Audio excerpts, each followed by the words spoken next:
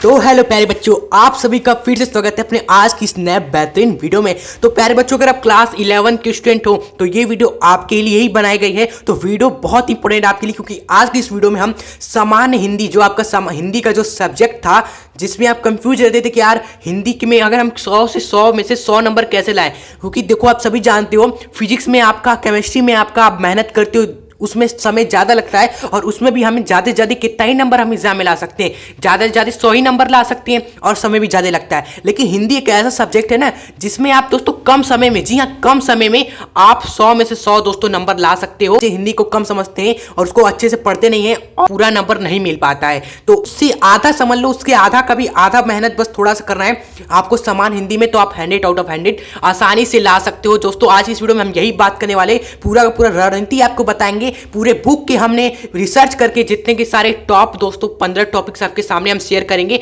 जिन्हें अगर आप पढ़ लेते हो दोस्तों, मात्र आप समझ सकते हो, मात्र 30 दिन में ही आप क्या कर सकते हो, रोज अगर समझ लो 1 आवर देते हो तो आप आसानी से कंप्लीट कर सकते हो 30 दिन के अंदर में ये पूरा का पूरा जो चीज हम बताने वाले। और चाहे वार्षिक एग्जामिनेशन हो आपका, चाहे अर्धवार्षिक एग्जामिनेशन हो, दोनों एग्जाम के लिए दोस्तों ये रणनीति फॉलो करेगी और 100 आउट ऑफ 100 लाने में आपको कंप्लीट मदद करने वाली है। दोस्तों कल वीडियो नहीं आया था हमारा कोई भी, क्योंकि हम इसी टॉपिक पर रिसर्च करते, पूरा हिंदी हम देख रहे थे कि क्या क्या आपके लिए इंपॉर्टेंट हो सकता है, और सबका सेट हमने बनाया हुआ है टॉप 15 टॉपिक का। ओके, तो चलिए दोस्तों, बस आपका प्यार और सपोर्ट ही चाहिए। वीडियो को लाइक ठोक दीजिएगा और सब्सक्राइब भी कर दीजिएगा, यही प्यार सपोर्ट के लिए हमें मोटिवेट करता है आपके लिए वीडियोस बेहतरीन बनाने का। तो चलिए बिना आपका टाइम वेस्ट करते हुए अपने आज की इस बेहतरीन वीडियो की बेहतरीन शुरुआत कर देते हैं।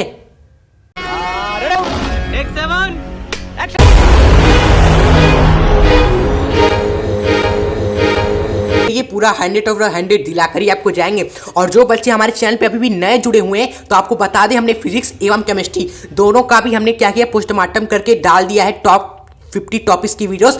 अगर आप उन्हें आसानी से क्लियर कर लेते हो तो आप दोनों एग्जाम, वार्षिक और अर्धवार्षिक को अच्छा नंबर ला सकोगे, 95+। ओके, करते हैं यहाँ पर हिंदी की। ओके, तो हिंदी में दोस्तों आपका 3 घंटे का क्या होता है, पेपर होता है और 100 नंबर के पेपर होते हैं। ओके, और बात करें तो हिंदी में 2 खंड होता है। कितने खंड होते हैं? एक आपका खंड क होता है, एक खंड ख होता है। खंड क से आपके 50 अंक दोस्तों मिलते हैं और खंड ख को अगर आप करते हो पूरा तो आपको 50 नंबर मिलते हैं। ठीक है सर, अब बात है कि खंड क में क्या पूछा जाता है और खंड ख में आपका क्या पूछा जाता है। ओके, तो खंड क में दोस्तों आपका गद्य पूछा जाता है, पग पूछा जाता है, आपका नाटक पूछा जाता है, आपका कहानी पूछा जाता है प्यारे बच्चों। ओके, और खंड ख में आपका प्यारे बच्चों आप देख सकते हो, आपका खंड ख में संस्कृत से गद्य एवं पद पूछा जाता है, संस्कृत निबंध आपको दिया जाएगा, खंड ख में आपको दिया जाएगा संस्कृत व्याकरण और अनुवाद, ये सारी चीजें खंड ख में पूछ जाती है। लेकिन दिक्कत ये है कि यार खंड जो हमारा दोस्तों गद्य एवं पग है उसके इतने सारे चैप्टर है, यानी गद्य खंड में, काव्य खंड में इतने सारे चैप्टर है, तो हम कैसे दोस्तों पढ़ें, क्या पढ़ें, कुछ समझ में नहीं आता है। और संस्कृत में भी देखा जाए तो इतने सारे चैप्टर है प्यारे बच्चों, तो पूरा का पूरा दिमाग घूम जाता है कि आखिर हमें क्या पढ़ना चाहिए जिससे हम पूरा 100 नंबर्स लेकर आ पाए। ओके, तो जो हिंदी में दोस्तों फिक्स टॉपिक्स होते हैं, हिंदी में आपका कुछ फिक्स ही दोस्तों टॉपिक्स होते हैं, कुछ फिक्स ही गद्य एवं पद्यांश होते हैं जो हर साल बार बार रिपीट करते हैं। ओके, तो उन्हीं चीज़ों को हमें देखना है यहाँ पर, उन्हीं चीज़ों को हमें क्या करना है, इस 30 दिनों के अंदर में पढ़ना है और वही आपका गारंटेड एग्जाम में पूछा जाएगा प्यारे बच्चों। तो घबराने की बिल्कुल टेंशन वाली बात नहीं है जब तक हम आपके साथ हैं। तो हर एक खंड को हम दोस्तों क्लियर करते चलते हैं। तो सबसे पहले हम खंड क में 50 नंबर, 50 अंक दोस्तों जो पूछा जाता है खंड क में, उसको 50 का 50 नंबर हथियाने के लिए हमें क्या क्या पढ़ना पड़ेगा। पहले एक छोटी सी शायरी हो जाए कि रख हौसला व मंजर भी आएगा, प्यासे के पास चलकर खुद समुंदर भी आएगा। अरे मेहनत करेंगे हम इतनी कि एग्जामिनर कितना भी जोर लगा ले पूरा नंबर देकर ही जाएगा। तो चलिए इतना ही मेहनत करना है ताकि एग्जामिनर भी दोस्तों अपने हाथ को रोक ना पाए पूरा नंबर देने से। ओके, तो सबसे पहला जो है आपका गद्य साहित्य का इतिहास, सबसे पहले यही पूछा जाता है, जो कि आपका दोस्तों तो गद्य साहित्य इतिहास से आपका सबसे पहले बहुविकल्पी प्रश्न पूछा जाता है, 5 तो पूछा जाएगा और ये टोटल 5 अंक के होते हैं। ओके, और आपको टेंशन बिल्कुल भी नहीं लेना है, ये जो बहुविकल्पी प्रश्न होते हैं ना, ये कहीं ना कहीं दोस्तों आपकी किताब से 1-2 पूछ लेता है। जैसे आप क्या पढ़ोगे, आप मान लो पढ़ोगे कि आचरण का सभ्यता, आपने पढ़ा चैप्टर, तो उसी से बहुविकल्पी प्रश्न बना लेगा कि आचरण की सभ्यता के लेखक कौन है, 4 ऑप्शन दे देगा, तो आपको पता ही होगा, आपने आचरण की सभ्यता पढ़ोगे तो आप खुद ही उसका आंसर टिक कर दोगे। वैसे हमारे लेखक हैं सरदार पूर्ण सिंह। चिंतामणि के लेखक कौन है, आचार्य रामचंद्र शुक्ल। दोस्तों बस छोटे छोटे छोटे आपके बहुविकल्पी प्रश्न होते हैं, आप आसानी से कर लोगे, ज़्यादा कठिन नहीं होता है। वैसे इस चीज़ का आपको टेंशन बिल्कुल भी नहीं लेना है। ओके, उसके बाद जो सेकंड है आपका पद साहित्य का इतिहास, जिस तरह गद का होता है उसी तरह पग का होता है। ओके, जैसे पद में आपके क्या होते हैं, कवि होते हैं, तो कवि से संबंधित आपका प्रश्न आ जाएगा, जैसे कि भक्ति काल के कवि कौन थे। ओके, तो आप सभी जानते हो कबीरदास, सूरदास है, सिंपल सी बात है। ओके, तो आप कहीं ना कहीं दोस्तों जब गद एवं पद में कवियों के बारे में, लेखकों के बारे में जीवन परिचय याद करते हो, तो उसी में आपको रचनाएं जब पढ़ते हो तो उसी में आपका बहुविकल्पी प्रश्न बना के यहाँ पर दिया रहता है। ओके, और ये सभी दोस्तों 5-5 अंक की होती है, यानी कि 10 नंबर तो आपका यहीं से क्लियर हो जाने वाला है। फिर भी कोई दिक्कत है दोस्तों तो आप कमेंट करिएगा, हम दोस्तों बहुविकल्पी प्रश्न, टॉप बहुविकल्पी प्रश्न, टॉप आपके 30 बहुविकल्पी प्रश्न की वीडियो बना देंगे पग एवं गद से पूरा मिलाकर, जो आज तक एग्जाम में पूछे गए हैं। ओके, तो आइए अब इसी में देखते हैं जो हमारा थर्ड टॉपिक है। गद खंड में से एक गद्यांश आपका सभी जानते हो हमेशा आता है और ये 10 नंबर आपको दिलाकर जाता है। कैसे 10 नंबर, देखो आपके 5 प्रश्न पूछे जाते हैं, गद में खंड में से कोई भी एक गद्यांश उठा लेगा और उससे आपको 5 क्वेश्चन दे देगा। कितने क्वेश्चन दे देगा आप सभी बोलिए, अरे बोलो भाई, हाँ 5 प्रश्न आपके आते हैं। हम 3 क्वेश्चन जो होता है, 3 जो प्रश्न होते हैं वह आसान होते हैं, यानी कि आप गद को क्या पढ़े भी नहीं होगे तब भी आप 3 प्रश्न आसानी से उत्तर दे दोगे। ओके, लेकिन जो 2 क्वेश्चन होते हैं जो बिना पढ़ने वाला बच्चा नहीं दे सकता आंसर, वो है पहला दोस्तों रेखांकित अंश की व्याख्या, जो कि सारे बच्चों को सताता है। और जो सेकंड प्रश्न है प्यारे बच्चों वह है संदर्भ या पाठ के लेखक का नाम पूछ ले, तब क्या करोगे। तो यही दो प्रश्न, यानी कह सकते हो 4 नंबर, जो 4 नंबर दोस्तों हमसे नहीं छूटना चाहिए, और उस 4 नंबर को भी दोस्तों प्राप्त करने के लिए ओके, उसके लिए हमें क्या करना होगा ना, गद्यांश को पढ़ना पड़ेगा अपनी किताब से। ओके, और कौन कौन से गद्यांश पढ़ने भाई, गद खंड में तो इतने सारे चैप्टर हैं हमारे, और कौन सा गद्यांश कहाँ से क्या पढ़े यही समझनी है हमें। यहाँ पर जो हम बता रहे हैं आपको दोस्तों चैप्टर्स, आपको सारे चैप्टर नहीं पढ़ने हैं, हम आपको यहाँ पर सेलेक्टेड चैप्टर हमने यहाँ पर लिखा हुआ है। जैसे कि पहला हमने यहाँ पर लिखा हुआ है आपके सामने, भारत वर्षोन्नति कैसे हो सकता है, ये सबसे पहला चैप्टर है, भारत तेंदु हरिचंद द्वारा लिखा गया है दोस्तों आपका गद खंड में, आपको इसको पढ़ना है। ओके, उसके बाद सेकेंड जो आपका गद खंड में है यार, वो है आचरण की सभ्यता, जो सरदार पूर्ण संघ द्वारा लिखा गया, हमने आपको बताया। क्योंकि यही सब अगर आप पढ़ते हो तो वही दोस्तों जो यहाँ पर बहुविकल्पी प्रश्न आते हैं ना 5-5 नंबर के, यही सबसे उठ के आता है। ओके, बाकी कुछ जो आपका चैप्टर वह शिक्षा का उद्देश्य एवं चौथा है दोस्तों आपका यहाँ पर आधातो घुमक्कड़ जिज्ञासा, जो कि राहुल संगीता द्वारा लिखा गया है। ओके, समय कम है आपके पास तो टेंशन मत लीजिए, यहाँ पर केवल आप आचरण की सभ्यता, शिक्षा का उद्देश्य ओके, और भारत वर्षोन्नति कैसे कर सकता है, इन तीनों को पढ़ ले, क्योंकि आपको पता है उठकर एक को आ जाएगा दोस्तों गद्यांश। ओके, बाकी 1% दोस्तों चांस हो सकता है कि आपका नहीं उठकर है, 1%, और 1% चांस के लिए ही हमने यहाँ पर आधातो घुमक्कड़ जिज्ञासा लिखा हुआ है। समय मिले तभी इसको पढ़िएगा, अन्यथा आप इन्हीं तीनों को खटाक से गद्यांश जो है इन चैप्टर के वह निपटा लीजिए। केवल आपको क्या देखना है, बस क्या देखना है, रेखा की तंत्र की व्याख्या देख लेनी है खटाखट, और पाठ का नाम और लेखक का नाम तो आप पढ़ोगे तो आपको याद ही हो जाएगा। जैसे भारत वर्षोन्नति कैसे हो सकता है, ये भारत तेंदु हरिचंद द्वारा लिखा गया ये चैप्टर, बस ये आपको देख लेना है प्यारे बच्चों। ओके,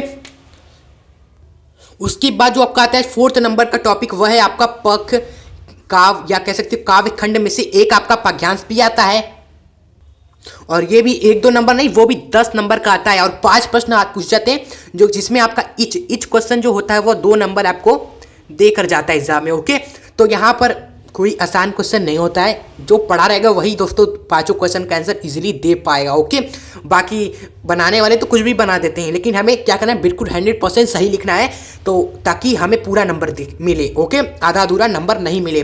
तो आपको कौन सा पद्यांश, कौन सा काव्य खंड में कौन कौन से चैप्टर आपको पढ़ने, जिससे आपका दोस्तों ये 10 नंबर क्लियर हो जाए, वो हम आपको बता देते हैं। जितने सारे चैप्टर पूरा नहीं पढ़ना है आपको, केवल हमको बता रहे जो इंपॉर्टेंट, जिससे हर साल आप देखोगे पेपर कहीं से भी उठा लो, इन्हीं में से आपको पूछा जाएगा, वो हम आपको बताने जा रहे हैं। तो वह है आपका दोस्तों सबसे पहला है कबीरदास जी ने जो लिखा है दोस्तों साखी, ये मोस्ट इंपॉर्टेंट है प्यारे बच्चों, हाफ ईयरली एग्जाम के लिए मोस्ट इंपॉर्टेंट है। ओके, लेकिन वार्षिक परीक्षा में भी इनके जो रचना है उससे साखी से उठाकर पूछा गया है कई बार। उसके बाद है आपका सूरदास जी ने जो लिखा हुआ है प्यारे बच्चों विनय, इसको आपको पढ़ लेना है प्यारे बच्चों। इसका जो आपका पग है, जो भी पद्यांश है प्यारे बच्चों, उसको अच्छे से दोस्तों समझ लेना है, क्योंकि पद्यांश को अगर आप समझ लोगे ना, पद्यांश को अगर आपने समझ लिया तो आप 5 क्वेश्चन का आंसर समझ आसानी से दे सकते हो, उसमें कोई दिक्कत वाली बात नहीं है। उसके बाद तीसरा है आपका भरत महिमा, जो कि तुलसीदास जी ने लिखा हुआ है, और है आपका शिवा शौर्य छत्रसाल प्रतिष्ठित महाकवि जो भूषण जी ने लिखा हुआ है। अगर इंपॉर्टेंट की बात करें, जो आपके वार्षिक परीक्षा से अगर हम बात करें, अर्धवार्षिक के लिए तो ये इंपॉर्टेंट है और ये इंपॉर्टेंट है, लेकिन अगर वार्षिक की बात करें, वार्षिक परीक्षा को लेकर, तो वार्षिक के लिए प्यारे बच्चों ये वाला मोस्ट इंपॉर्टेंट है, महा इंपॉर्टेंट है, शिवा शौर्य जो शिवा शौर्य एवं छत्रसाल प्रतिष्ठित। और हमारे समय में दोस्तों इन्हीं में से आया था और हमने किया भी था, अभी भी याद है, सरसा शिवाजी साजी अंग में उमंग भर सरसा शिवाजी जंग जीतने चले हैं, थोड़ा बहुत याद है तो आप देख लीजिएगा, बहुत ही इंपॉर्टेंट है। उसके बाद आपका भरत महिमा भी दोस्तों इंपॉर्टेंट है। ये तीनों दोस्तों वार्षिक परीक्षा के लिए वहाँ इंपॉर्टेंट है, अर्धवार्षिक में तो इनका जलवा ज़्यादा रहता है। उसके बाद है यहाँ पर हम आगे बढ़ते हैं प्यारे बच्चों, जो है हमारा 5वां टॉपिक, वह है लेखक एवं जो आपके कवि होते हैं, इनका जीवन परिचय, इनकी रचनाएं से दोस्तों क्वेश्चन जो बनता है, आखिर हम कौन से दोस्तों कवि है, कौन से लेखक के जीवन परिचय को याद करें, क्योंकि ढेर सारे चैप्टर, ढेर सारे कवि हैं, सबका तो याद करेंगे नहीं, कुछ हम सिलेक्टेड आपको बता रहे हैं, 3 कवि या 3 लेखक, जिसमें से अगर आपने 2 भी याद कर लिया तो आपके लिए काफ़ी है। देखिए, बात करें लेखक की, तो लेखक में आपको जीवन परिचय, साहित्यिक परिचय एवं रचनाएं आपको याद करनी है प्यारे बच्चों। और कई बच्चे तो 2-2, 3-3 पेज याद कर लेते हैं, लेकिन आपको दोस्तों इतना ही याद करना है, 2 पेज, ओके, ज़्यादा नहीं लिखना है, क्योंकि समय भी चाहिए भाई, 3 घंटे का पेपर होता है, सब कुछ करना होता है, तो समय आपको बचाना है। केवल 2 पेज आप क्या करो, एग्जाम में लिख कर आना है, आपको जीवन परिचय भी, साहित्यिक परिचय भी और इनकी रचनाएं तो भाई साहब छोड़कर मत आना, नहीं तो आपके 2 नंबर रचना के काट लेगा, ओके, ठीक है। अब कौन कौन से लेखक है वो देख लेते हैं प्यारे बच्चों। तो लेखक के आपके सरदार पूर्ण सिंह, भारत तेंदु हरिश्चंद्र, राहुल संस्कृत त्यायन, ओके, ये 3 आपके लेखक हैं, ओके, जिसमें से आपको कोई भी आप क्या कर लो, जो भी आपको अच्छा लगे, कोई भी आप 2 याद कर ले, ओके, एग्जाम में उन्हीं में से आपको एक आ जाएगा। और बात करें यहाँ पर कवि की, तो कवि में भी वही चीज आपको क्या करना है, जो यहाँ पर है वहां पर भी यही है। और कौन कौन से कवि हैं यहाँ पर हमने लिखा हुआ है, महाकवि भूषण, तुलसीदास और कबीरदास, ओके, जिनमें भी कोई भी आपको क्या करना है, कोई भी 2 कवि का याद कर लेना है प्यारे बच्चों, ओके, ठीक है। अब आगे बढ़ते हैं सर, अब हम देखते हैं नाटक के बारे में। तो नाटक तो आप सभी को पता है, जिला के अनुसार हमें याद करना होगा। अब ये सभी नाटक हमें क्या पूछा जाएगा, नाटक दोस्तों आपको स्कूल से पता कर लेना है कौन सा हमें पढ़ना है, ओके।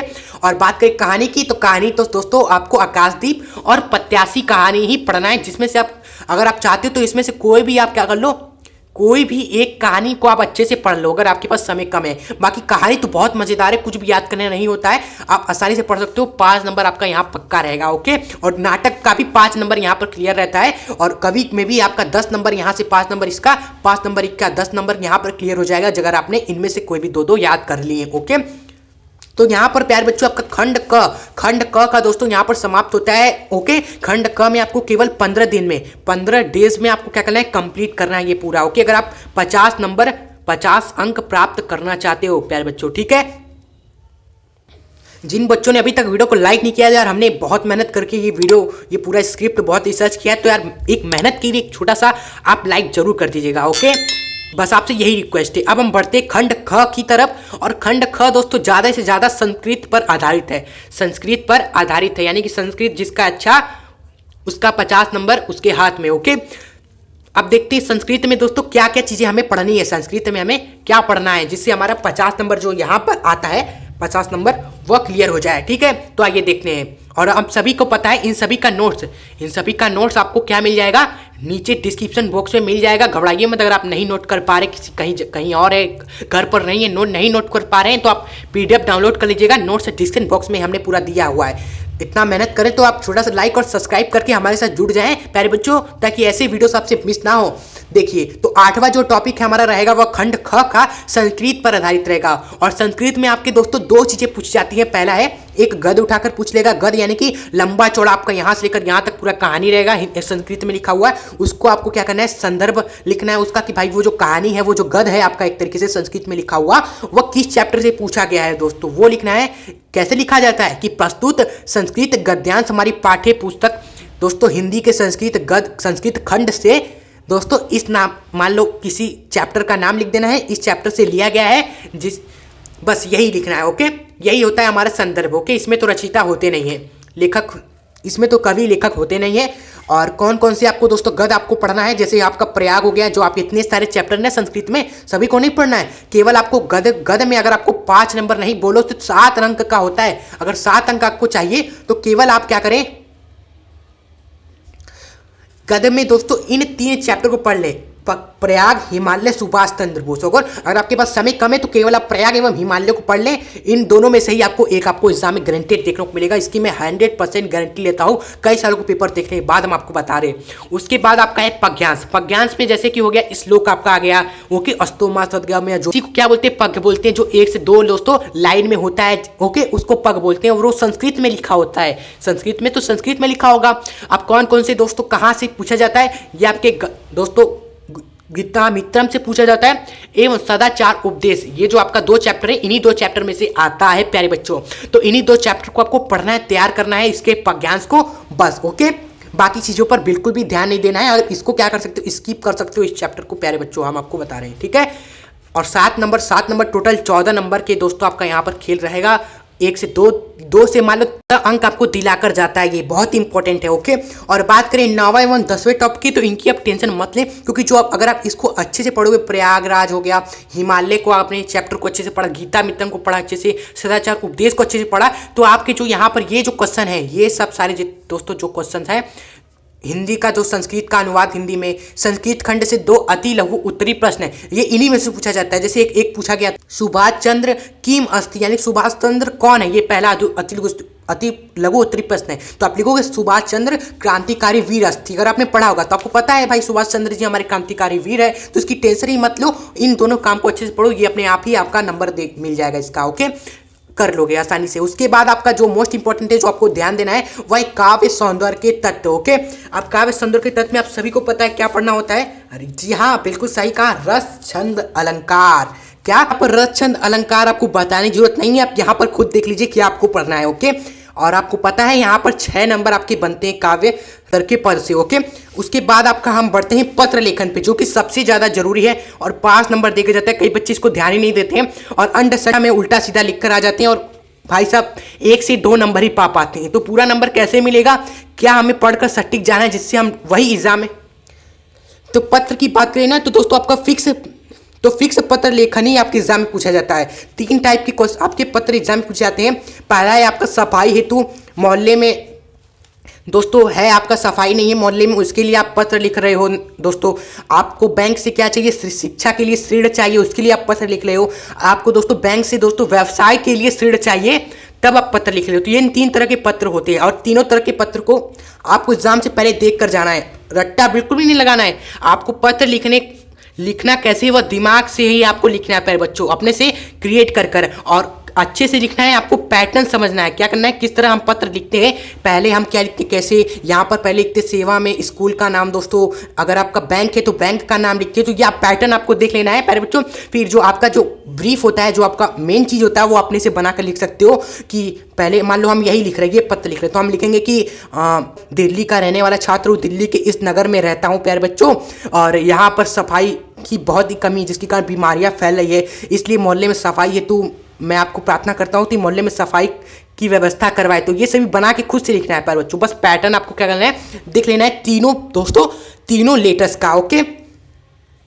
तो बस आपका वीडियो खत्म ही होने वाला है। 15 टॉपिक में से आपका तीसरा जो टॉपिक है वो आपका 13वां जो टॉपिक है वह हिंदी व्याकरण, और इसकी भी टेंशन आपको नहीं लेनी है। बस जो हम आपको बता रहे जिनको आपको पढ़ना है उन्हीं को आप देखते चलिए, ये सभी अपने आप धुआं हो जाएगा प्यारे बच्चों, ओके। क्योंकि हम देखो क्लास 9, 8, 6, 7 में ही हम क्या करते थे, ये सब करते थे, मुहावरा लिखते थे, प्रत्यय करते थे, संधि विच्छेद, ये सब हम शुरू से ही जन्म से ही हम दोस्तों करते आ रहे हैं। जब भी एग्जाम हम देते हैं तो ये सब चीज़ें हम देखते ही कर लेते हैं, ओके। ये सब हमें पढ़ना जरूरत नहीं है प्यारे बच्चों। अगर आप फिर भी आपको पढ़ना है, मुहावरा क्या है, तो आप पढ़ सकते हो, इसमें कौन सी बड़ी बात है, ओके। उसके बाद हम देखते हैं 14वां वाला जो है आपका निबंध, ओके। निबंध पर आपको ध्यान देना है, 10 नंबर के आते एग्जाम में, ओके। और कौन कौन से निबंध हमें पढ़ के जाने हैं और निबंध कैसे लिखा जाता है, कई बच्चों को यही नहीं पता। बस निबंध लिखना शुरू करेंगे तो 1.5-2 पेज लिख देंगे, लेकिन वे जो तरीका होता है दोस्तों, जो नंबर मिलता है ना निबंध का, वह हेडिंग पर ही मिलता है। किस पे, हेडिंग पर ही मिलता है। अगर आप क्लास 11th में हो, 12th में हो प्यारे बच्चों, तो निबंध का जो नंबर है वह हेडिंग पर ही मिलता है। तो आपको केवल क्या करना है, विज्ञान, प्रधान एवं क्षेत्र, पर्यावरण, शासन का दोस्तों महत्व, बस अगर आप इन तीनों दोस्तों क्या पढ़ लेते हो, निबंध को समझ लेते हो, तो आपके लिए काफ़ी है। समय मिलता है तो आप इसको देखिएगा, ओके। बाकी मोस्ट इंपॉर्टेंट तो ये विज्ञान वाला है, और पर्यावरण पूछो मत, हर साल पूछा जाता है प्यारे बच्चों, ओके। और कैसे लिखना है, जैसे आप लिख रहे हो पर्यावरण प्रदूषण पे तो आप लिखोगे प्रदूषण के प्रकार, आप लिखोगे जल प्रदूषण, वायु प्रदूषण, एक एक हेडिंग पर आप दोस्तों बना बनाकर आपको लिखना है। ओके, इस तरह इसमें भी आप देखोगे लेटेस्ट यूट्यूब पे सर्च करोगे तो आप खुद को खुद मिल जाएगा। ओके, तो बस यहाँ तक दोस्तों हम यहाँ पर आपका कंप्लीट होता है पूरा का पूरा सिलेबस। और जो 15वां टॉपिक था जो हम आपको बताना चाहते हैं वह है आपका सबसे महत्वपूर्ण टॉपिक। वो टॉपिक है, आप टॉपिक नहीं है कोई, आपको बस क्या कर देना है, अब से तगड़ी तैयारी शुरू कर दीजिए। मात्र आप 1 महीना दीजिए दोस्तों, आप एग्जाम में देखना अच्छा नंबर ही पाओगे। और यहाँ पर खुद कमेंट करके जाओगे कि वाह सर आपने क्या बता दिया, हमारा बहुत ही मजा आ गया, एकदम मस्त नंबर आया। इतना कमेंट कर ही आ जाओगे। अगर लाइक आप जरूर कर दीजिएगा और सब्सक्राइब नहीं किया है तो अभी जस्ट सब्सक्राइब कर दे और शेयर जरूर करें प्यारे बच्चों। ऐसे एक ही दोस्तों को ही शेयर करें, लेकिन आप शेयर जरूर करिएगा ताकि ज़्यादा से ज़्यादा बच्चे हमारी इस वीडियो का फायदा उठा पाए प्यारे बच्चों। तो अब मिलेंगे ऐसे नेक्स्ट धमाकेदार वीडियो के साथ, तब तक के लिए रही फिजिक्स एवं केमिस्ट्री के दोस्तों दोनों के दोनों 50 मोस्ट इंपोर्टेंट टॉपिक्स की वीडियो आप देखना मत भूलिएगा एग्जाम से पहले। चलिए, जय हिंद जय भारत। आपके एग्जाम के लिए आपको best of luck. Notes download नहीं किया है तो अभी नीचे डिस्क्रिप्शन बॉक्स में जाइए, वहां से नोट्स को डाउनलोड कर लीजिए। और हाँ यार, शेयर जरूर कर देना किसी न किसी दोस्तों को।